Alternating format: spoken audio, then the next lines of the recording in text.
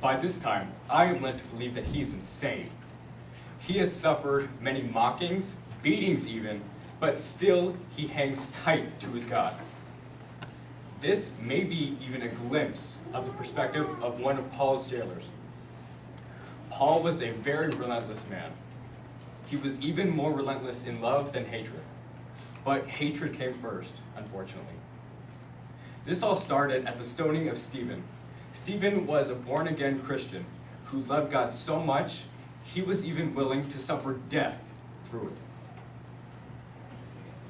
Saul enters into the scene in Acts. He sees the stoning of Stephen, and he enjoys it.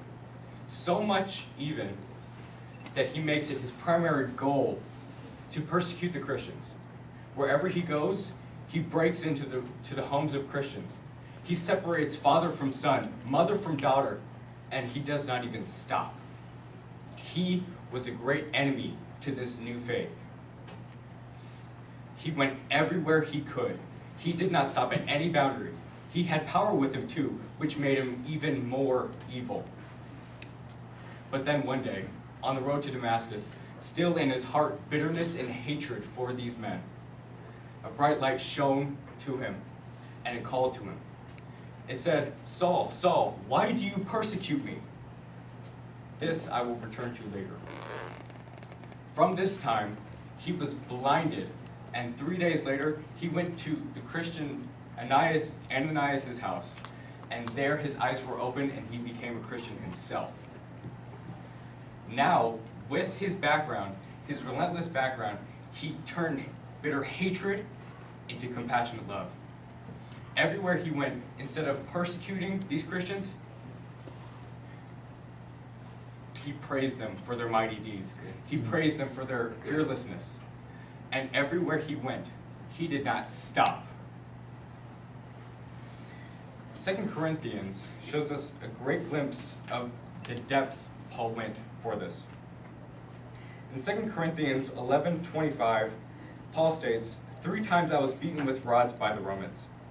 Once I was stoned by my enemies. 3 times I was shipwrecked. I have spent a night and a day in the open sea." Truly, this man has not stopped at a thing to pursue his God relentlessly. This is why we consider Paul a great relentless man. But where did this love come from? None other than the Jesus Christ, the Lord himself. He was God. He is God. But he came down 2,000 years ago as a man. He felt like we did. He had flesh and bone. He even hurt. He saw our weakness and he felt it. For the first time, he felt pain, physical pain. Even the little scrapes we get, yeah, he felt those. But the greatest suffering he had was on the cross. As if it was not great enough that nails had to be driven into each of his wrists and his feet, that a crown of thorns had to be pushed onto his head until it could not be pushed any longer. He was mocked by the ones he loved most. At any time, he could have, with the power of God himself, he could have put an end to his captors. He could have called his angels down from heaven upon these people. He could have killed us all immediately, but he did not, because his love was so relentless for us that he would not stop at anything to be with us. Just to be with us. He suffered everything he did just for time with us.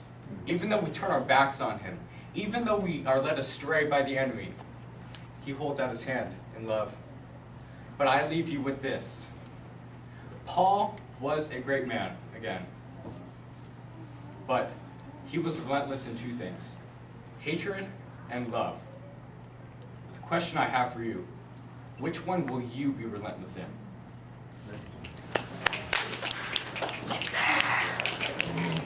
Here we go.